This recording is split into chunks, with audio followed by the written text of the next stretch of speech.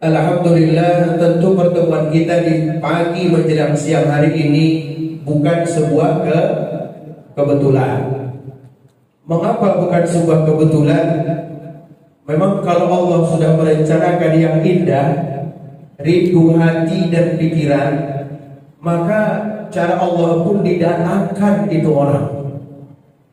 Teringat rasanya kepada peristiwa Imam Hambali yang ada seorang tukang roti setiap hari selalu beristighfar kepada Allah Subhanahu wa taala. Salah satu yang menjadi doanya tukang roti itu satu-satunya apa? Ingin bertemu dengan Imam Hambali. Imam Hambali di sore hari merasa tidak nyaman hatinya, pikirannya tidak nyaman. Dia keluar dari rumahnya, entah dengan tujuan untuk apa. Perbekalan juga seadanya. Sampai ke dalam masjid dia sholat maghrib, entah belum juga jelas tujuannya. Sholat sunnah maghrib isya lewat, istirahat dalam masjid, diusir dari masjid. Keluar dari masjid, duduk di teras, diusir dari teras. Sampai akhirnya ada seorang tukang roti menawarkan tempat untuk beristirahat di rumahnya. Sesampainya di sana, Imam Hambali melihat selalu beristighfar di orang. Berapa lama istighfar? 20 tahun. 20 tahun. Apa setiap kali beraktif dan istighfar? Dia. Lalu apa yang sudah dikabulkan oleh Allah dari istighfar? Semua sudah dikabulkan kecuali satu. Apa? Pengen ketemu Imam Hambali. Berdiri Imam Hambali lalu berkata, wa ana Imam Hambali. Ini nih, aku namanya Imam Hambali. Kagetnya luar biasa. Bayangkan gara-gara istighfar disampaikan kepada Allah ke tempat itu. Ini mirip-mirip nih pertemuan pagi menjelang siang ini. Hati kita kemarin pengen ya silaturahmi, kapan kita ke Bona ya? Kapan kita silaturahmi? Saya bilang sama istri, saya telepon dulu dah. Mudah-mudahan di sana berkenan untuk kita kajian Ahad pagi di Bona saja. Di dalamnya Bunda Loli telepon. Rupanya kita di sini, Masya Allah. Justru Allah mendatangkan orang-orang yang ke sini. Alhamdulillahirabbil alamin. Salah satu yang menjadi kebahagiaan kita menjadi manusia bukan sekedar hidup, tapi kita diberikan nikmat iman dan Islam. Karena kedua nikmat iman dan Islam inilah akhirnya alhamdulillah kita hari ini berkumpul di tempat ini. Kalau bukan karena nikmat iman dan Islam, pasti kita tidak akan berkumpul di tempat ini. Kita bersyukur alhamdulillahirabbil alamin. Tema kita hari ini adalah bagaimana fase ditiupkannya ruh seseorang ke dalam perut seorang ibu. Ini hadis para santri pasti sudah hafal. Hadis tentang nutfah, alaqah, mudghah, thumma kasawnal izama lahman. Sudah hafal belum hadisnya? Di hadis apa tuh? Arba'in. Kalau kita melihat dalam Al-Quran, ada sebanyak 30 ayat yang membicarakan tentang proses penciptaan manusia. Ada 30 ayat, tapi kalau dibagi dua, di 10 ayat berbicara tentang proses penciptaan Nabi Adam, sisanya proses penciptaan manusia.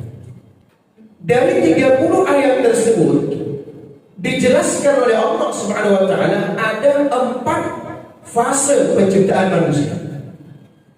Pertama disebut dengan nutfah.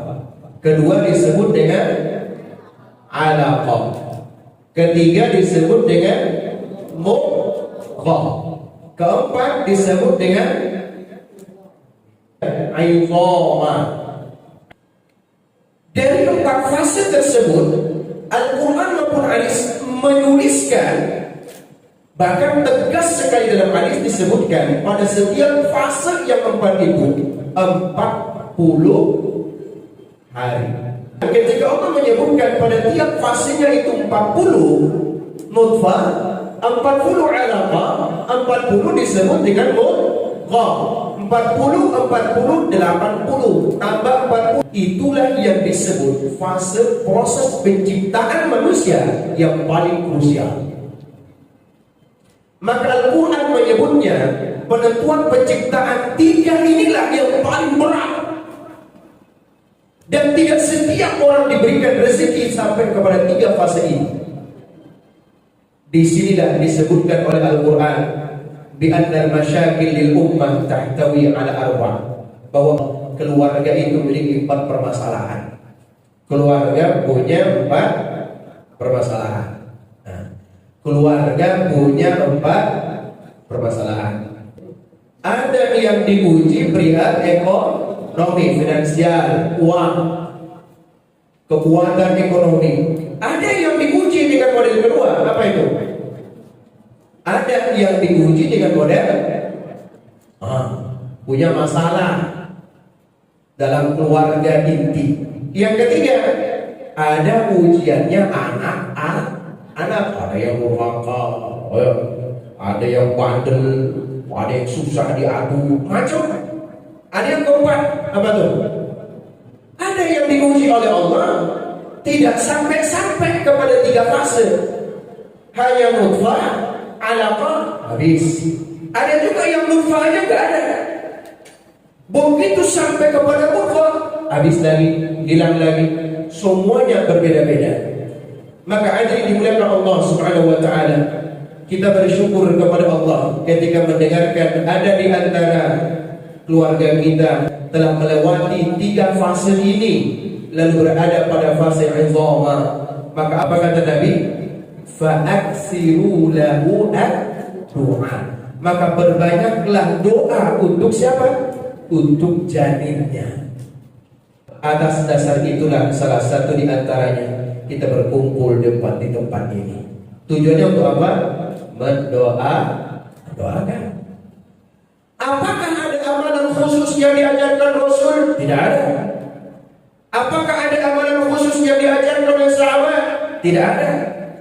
Apa ada yang diajarkan khusus oleh para atba'u sahabat, para salafiyun? Tidak ada. Yang ada perintah Nabi perbanyak untuknya doa. Bagaimana cara berdoanya Pak Ustaz?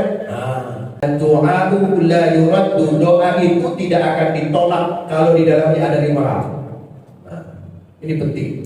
1, as-salawatu ala nabi. Memperbanyak salawat kepada Nabi. Maka kalau ada orang yang berdoa tidak menggunakan salawat Nabi SAW, tidak bersalawat kepada Nabi di pangkal maupun ujungnya, doa tertolak. Kira-kira kenapa kita harus menggunakan nama Nabi? Ada yang tahu? Karena Nabi Muhammad kekasih Allah.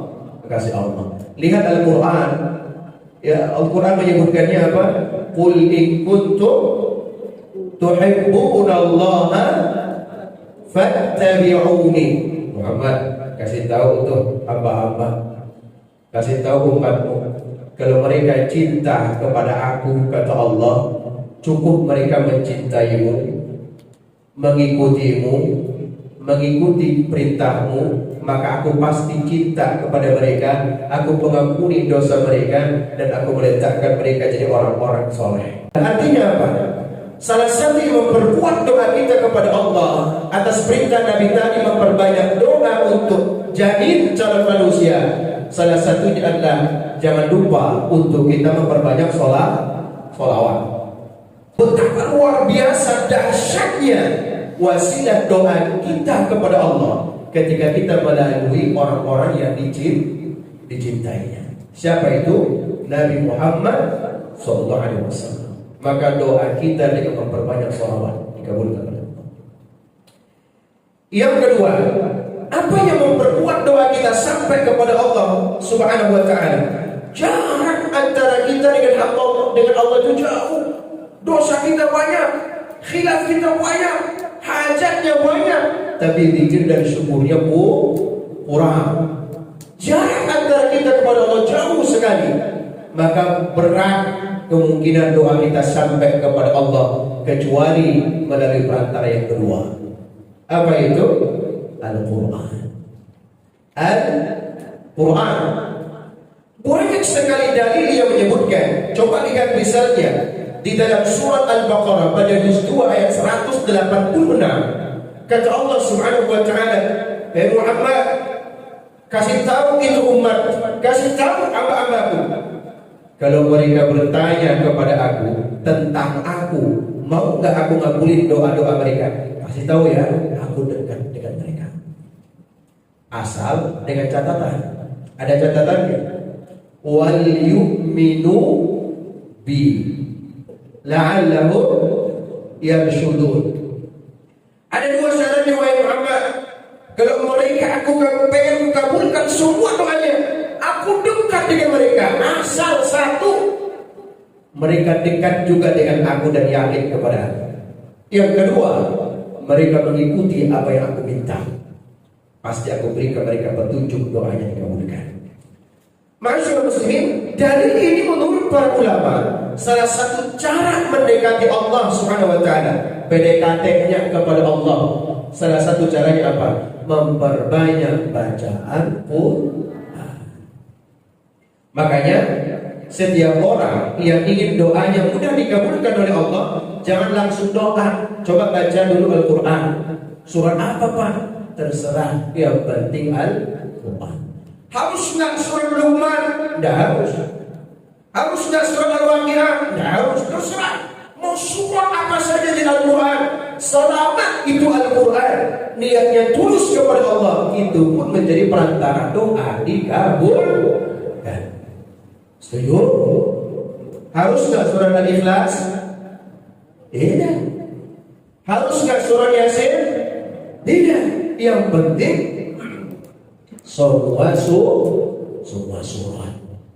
Maka semua surat dari Al-Quran, apapun yang kita baca, kalau Allah mengizinkan dikabulkan doa kita. Tapi yang pasti perlu PDKT kepada Allah, perlu dekat-dekat dengan Allah melalui Al-Quran.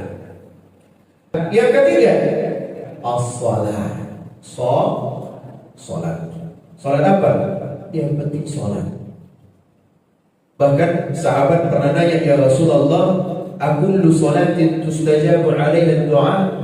Apakah orang yang berdoa itu, orang yang berdoa pasti dikabulkan kalau dia salat dengan salat apapun? Faqala Nabi sallallahu alaihi wasallam as-salat. Yang penting salat. Maka setiap kali kita salat maghrib, jangan gerak dulu sampai kita berdoa. Salat sunat doa, jangan jalan dulu sampai kita berdoa. Salat apa saja yang kita tundukkan kepada Allah, setelah salat itu mintalah kepada Allah, doanya makbul. Menjadi penguat kepada Allah, doa kita dikabulkan oleh Allah Subhanahu wa taala. Yang keempat, apa itu? As-shadaqatu. Sedekah. Kenapa sedekah? Ada salah seorang sahabat dari Sulaiman alaihissalam datang bertamu ke istananya Sulaiman. Ketika ia datang bertamu dari luar, dia tidak langsung masuk ke pintu karena dia kaget ada seseorang yang sedang diskusi khusyuk dengan Sulaiman alaihissalam. Akhirnya dia mundur. Dia coba lagi lihat, dia kaget, dia balik lagi 3 kali. Rupanya yang nengok-nengok ini siapa? Malaikat Israel. Siapa itu malaikat Israel? Malaikat bercabut nyawa. 3 kali dia tengok-tengok, mau silaturahmi kepada Sulaiman alaihissalam. Rupanya Sulaiman sedang ada tamu, lagi duduk khusyuk berdua lagi ngobrol. Lalu kata Sulaiman alaihissalam dalam hati, siapa ini? Tidak biasanya nih. Selesai ini orang pulang, masuklah Israel yang telah berubah wujud sosok menjadi sosok manusia, datang bertemu Sulaiman alaihissalam. Apa kata Israel? Wahai Nabi Allah, itu tadi siapa? Oh, itu Fulan bin Fulan. Memang ada apa? Ya, sebelum aku tadi datang izin kepada Allah silaturahmi mau ke sini, saya diperintahkan oleh Allah untuk esok mencabut nyawa seseorang. Orang yang siapa? Ya, itu tadi tuh. Aku diminta oleh Allah untuk bersiap mencabut nyawa orang itu. Jamnya jam berapa? Tempatnya aku tidak tahu. Tapi Allah minta aku bersiap sebelum terbit matahari. Aku diminta oleh Allah untuk bersiap mencabut nyawa orang itu. Tempatnya jam berapa? Nunggu instruksi dari Allah.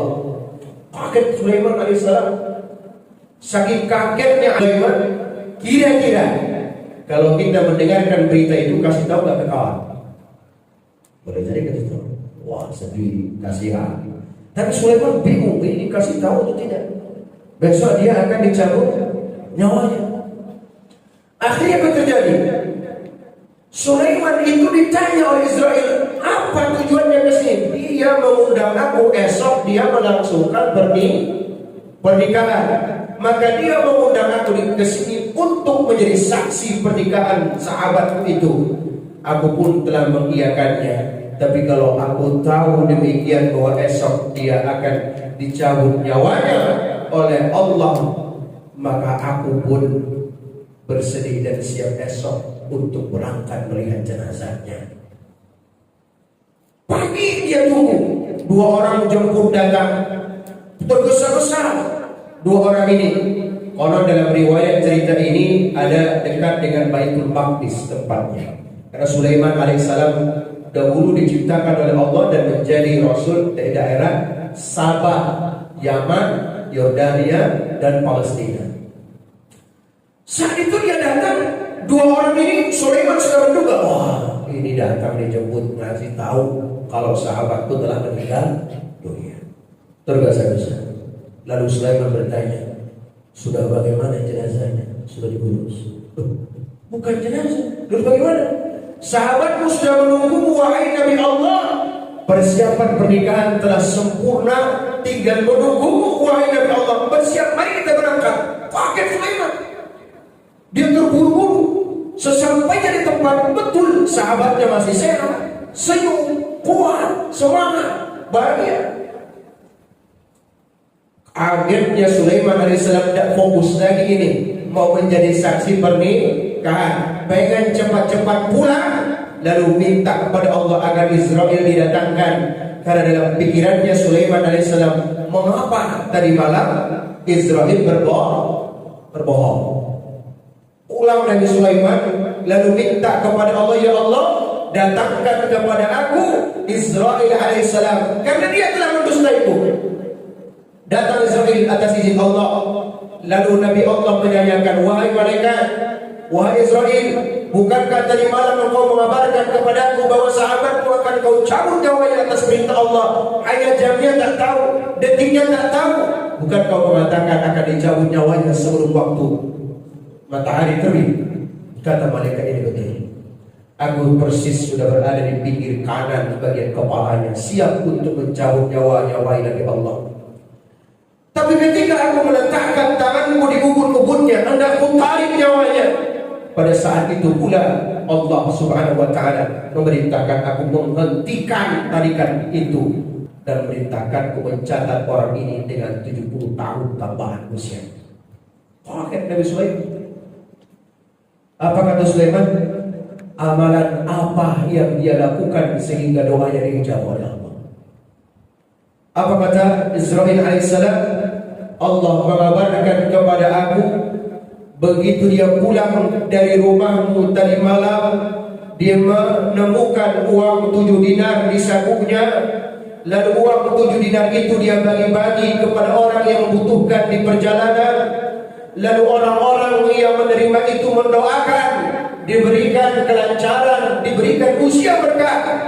Doa orang-orang yang tertolong itu Allah kabulkan dengan Allah menambah, memperpanjang usianya. Subhanallah. Kira-kira kalau Allah yang panjangin usia, mungkin gak sih? Mungkin gak? Apa yang tidak mungkin? Kalau Allah berkehendak memperpanjang usia kita, sulit gak bagi Allah? Tidak. Kalau Allah mau memperpendek usia kita, sulit gak bagi Allah? Tidak, mudah bagi Allah. Maka hadirin yang dimakan Allah Subhanahu wa taala, sedekah bisa menjadi salah satu penyebab doa kita diijabah oleh Allah Subhanahu wa taala. Juga boleh jadi menjadi penyebab usia kita, kesehatan kita, kekuatan kita, kemudahan kita, niat-niat kita disampaikan oleh Allah Subhanahu wa taala. Maka jangan pernah menganggap remeh pemberian yang kecil. Udah berapa tuh? 1, sholawat. 2, baca Quran. 3, sholat. 4, sedekah. Dan terakhir, apa yang menyebabkan doa kita dikuatkan oleh Allah Subhanahu wa taala? Sampai-sampai doa itu makbul, dimudahkan oleh Allah. Kalau bahasa kita, sinyalnya jadi kuat untuk sampai kepada Allah. Rupanya di sana ada doa ayah, ibu dan guru. Doa siapa? Ayah kita, ibu kita, guru. 3 orang ini menjadi faktor penentu terkadang doa kita diijabah oleh Allah Subhanahu wa taala. Tidak perlu jauh-jauh untuk datang ke Masjidil Haram agar doa kita dikabulkan. Datanglah ke rumah orang tua. Minta doa restunya. Kalau mereka memaafkan, mereka mendoakan, doa kita menjadi makbul. Doanya menjadi kuat kepada Allah. Bahkan lihat dalam Al-Quran surah Luqman, seandainya pun orang tua kita adalah musyrik, munafik, kafir sekalipun, tapi doanya kepada anaknya tetap bisa makbul. Maka perintah Al-Quran, jadilah kita menjadi muamalah yang baik untuk ayah ibu. Masyaallah muslimin, kalau kita lihat 5 konteks doa tadi, inilah sebenarnya salah satu menjadi penguat keimanan kita ketika fase proses penciptaan manusia itu sedang disiapkan oleh Allah Subhanahu wa taala adalah fase krusial di mana dibutuhkan di sana doa-doa yang paling kuat. Bahkan dalam hadis disebutkan, khususnya dalam hadis Arba'in, nomor berapa? 4, ya kan? Nomor 4 tentang proses penciptaan manusia. Ada 2 yang paling utama. Pertama adalah bersihkan hati. Bersihkan hati. Maka calon ayah, calon ibu, bersihkan hati dan pikiran. Bertaubat kepada Allah, beristighfar kepada Allah. Kenapa? Karena proses penciptaan manusia ini seutuhnya ada dalam kendalinya Allah Subhanahu wa taala. Kendalinya siapa? Kendalinya Allah. Kendalinya manusia boleh kita berusaha, tapi yang pasti semua kendalinya Allah. Kendalinya Allah. Proses penciptaan manusia, kalau Allah tidak mengizinkan tuntas sampai sempurna, tidak ada yang sempurna. Tapi kalau Allah mengizinkan sempurna, mudah, bahkan terlalu mudah bagi Allah Subhanahu wa taala. Maka perkuat doa-doa kita. Untuk orang tua, pesan hadis maupun Al-Quran, tonggi qulubakum, bersihkan jiwa dan pikiran. Maka masyaallah muslimin, ketika sosok penciptaan manusia itu sudah mencapai fase keempat, persis kepada 4 bulan, maka ada yang disebut dengan perjanjian, namanya mitsaqun alas. Apa namanya? Mitsaqun alas. Alif, lam, sin, tapi lanya panjang. Mitsaqun alas. Apa artinya mitsaq? Perjanjian, komitmen dengan Allah. Kok disebut komitmen? Karena dalam Al-Quran surat Al-A'raf, mulai dari ayat 172 sampai 76, disebutkan Allah itu bertanya kepada ruh ketika ruh ini telah ditiupkan ke dalam jasad. Apa kata Allah? Itu tadi ayatnya, mulai dari ayat 172 sampai 176. Kalimatnya alastu birabbikum. Kamu yakin enggak bukankah aku yang menjadi ciptamu? Udah ditiupkan di ruh ke dalam jasad. Allah mau bertanya, yang ciptain kamu siapa? Alastu bi rabbikum, bukankah aku yang menciptakan kamu tadi? Apa kata bayi? Calon bayi? Qalu bala syahidna. Betul Tuhan, betul. Tegas Tuhan, Engkau yang menciptakan, aku yang Engkau ciptakan. Itu disebut dengan perjanjian mitsaqul anas. Menurut para ulama, ketika ruh itu ditiupkan ke dalam jasad yang telah sempurna diciptakan oleh Allah pada usia ke-40 tersebut, jadilah manusia sempurna. Maka disebut manusia ketika antara jasad dengan ruh telah disatukan. Pada saat disatukan itulah Rasulullah SAW mengingatkan 3 hal. Mengingatkan 3 hal. 1. Sammu bi janinikum, segera siapkan namanya. Makanya Rasulullah SAW mengajarkan, kalau ingin memberikan nama untuk seseorang dari anak kalian, sebutlah dengan nama pengambilan dari Asmaul Husna dengan menambahkan kata Abdul atau kalimat hamba. Misalnya Asmaul Husnanya Razak, maka jadi Abdul Razak. Misalnya namanya Wahab, maka ditambah menjadi Abdul Wahab. Ustaz, bolehkah tanpa Abdul? Tak boleh. Siapa namanya? Razak, seperti Razak, Maha pemberi rezeki. Benar atau salah? Salah, tak boleh. Maka pakai tambah Abdul Razak. Tuh. Yang kedua, perbanyaklah salat oleh ayah ibu, banyakin baca Al-Quran, wasami'u lahu tilawatan min, perbanyak memperdengarkan bacaan Al-Quran dan kebaikan. Adik-adik semuanya, Bapak Ibu yang dimuliakan Allah Subhanahu wa taala. Maka ketika jasad dan ruh itu telah menyatu, bayinya bisa mendengar tidak? Bisa. Walaupun kita belum pernah nanya pada bayi yang di dalam. Maka ketika ayah dan ibu berantem, dengar gak dia? Dengar. Kalau ibu atau ayah bohong, dia dengar gak? Dengar. Kalau ibu dan ayah yang pasang musikin dia, dengar gak dia? Dengar. Kalau dia mari pasang kucu-kucu matanya, kira-kira dia lahir kan? Begitu ya. Wajahnya mirip dia Pak Ustaz. Mending kalau wajah. Tiba-tiba nanti ngomong, Bapak kucu-kucu tadi. Tapi sami'u lahul Quran, perdengarkan kepadanya bacaan Al-Quran. Lihat Imam Asy-Syafi'i radhiyallahu anhu.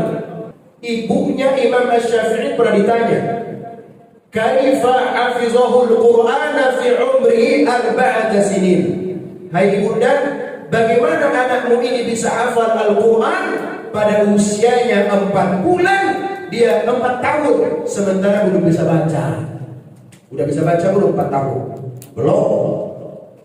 Kata Ibnu Imam Syafi'i, qara'tu lahul Quran, aku bacakan Al-Quran fi kulli, pada tiap salati, pada tiap waktu salatku.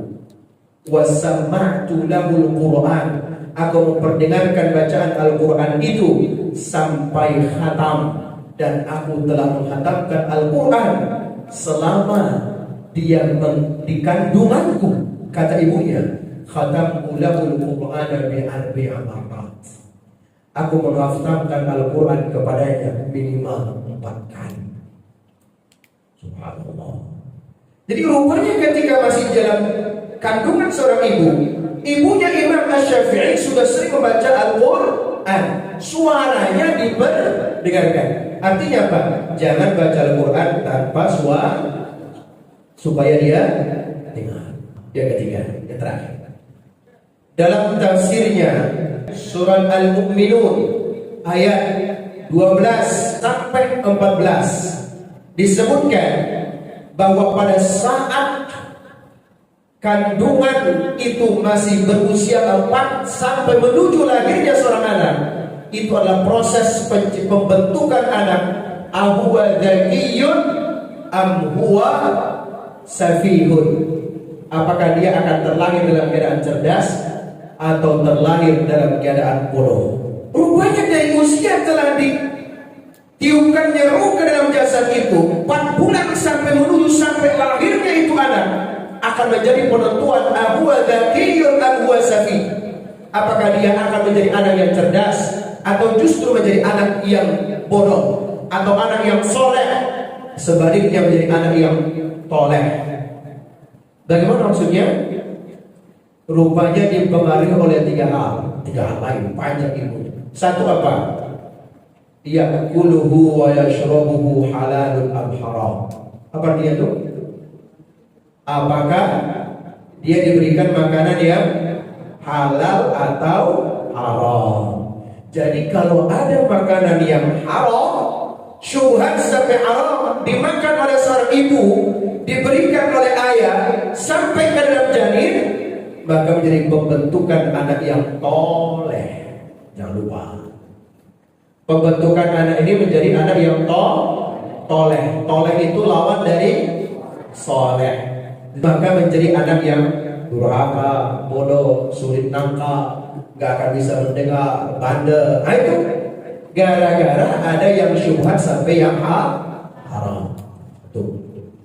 Yang kedua, apa itu? Lam yusallil abu wal um. Gara-gara ayah dan ibu tidak sholat. Maka kalau ada ayah dan ibu, calon ayah dan calon ibu tidak sholat, sama artinya sedang pembentukan anak ini anak yang toleh. Tidak ada anak yang soleh terlahir dari orang tua yang tidak soleh. Semua anak yang soleh, yang cerdas, pintar, seperti Imam Asy-Syafi'i, Imam Hambali, semua terlahir dari ayah dan ibu yang soleh. Maka ayah ibu, kita mengingatkan buat kita yang akan jadi calon orang tua, atau mungkin yang sudah jadi orang tua, kok ya anakku tidak soleh ya? Coba tanya pada diri sendiri. Maka mumpung ini masih ada dalam kandungan, ayah dan ibu bisa mencetaknya. Mau cetak jadi apa? Maka proses penciptaan manusia adalah sebagai bentuk keagungan Allah Subhanahu wa taala. Sebenarnya ketika Allah ingin menciptakan sesuatu seperti Nabi Adam, terlalu mudah bagi Allah. Mudah bagi Allah sekalipun tanpa proses 4 fase itu. Tapi untuk apa Allah menciptakan manusia menjadi 4 fase itu? Agar menunjukkan kepada kita kemahagungan Allah Subhanahu wa taala. Ini bukan sekedar bagaimana kesimpulan biologis, tetapi ini adalah tentang keimanan kepada Allah Subhanahu wa taala. Maka siapapun yang hari ini diberikan oleh Allah amanah, diberikan oleh Allah kebahagiaan, diberikan oleh Allah tanda dalam perut akan ada calon manusia, maka ingat di sana ada calon umat Muhammad SAW. Maka berbanggalah karena Nabi berbangga ketika umatnya bertambah. Terakhir, Bapak Ibu yang dimuliakan Allah Subhanahu wa taala, dari apa yang kita sampaikan tadi juga menegaskan kepada kita bahwa setiap penciptaan ini bila tidak dibarengi dengan kesolehan kepada Allah, setiap proses janin dan proses penciptaan manusia dalam kandungan seorang ibu, bila tak dibarengi dengan keikutsertaan kepada Allah Subhanahu wa taala dalam bentuk ketaatan, maka akan ada yang mengisi ruang itu. Siapa yang mengisi ruang itu? Setan, iblis. Maka iblis pun mulai dari usia 4 bulan tadi ditiupkan ruh ke dalam jasad dan telah sempurna penciptaan manusia, maka akan ada 2 hal yang akan saling berebut mengambil kekuasaan, mengambil otoritas. Satu adalah otoritas yang akan dibawa kepada kesolehan, dan otoritasnya setan laknatullahi alaihi. Maka berlombalah siapa yang paling kuat keimanannya. Oleh sebab itu, jangan berikan ada ruang setan di sana. Jangan sampai ada ruang iblis di sana. Mana ruang-ruang iblis? Pada saat seorang ibu sedang mengandung, tidak sholat, tidak baca Quran, bertengkar dalam rumah, adanya sesuatu yang syubhat sampai haram yang diberikan ke dalam bayi, kemudian terjadinya sesuatu perselisihan yang tidak diselesaikan dengan kasih sayang, semua menjadi ruang-ruang iblis. Oleh sebab itu, mudah-mudahan kita yang ada di tempat ini insyaallah dijaga, dimuliakan oleh Allah Subhanahu wa taala, dijauhkan dari segala mara bahaya. Amin ya rabbal alamin. لا تكن لوحدي أو كيف السبيل، أنت بالتحدي تصنع المستحيل. لا تكن لوحدي أو كيف السبيل، أنت بالتحدي تصنع المستحيل.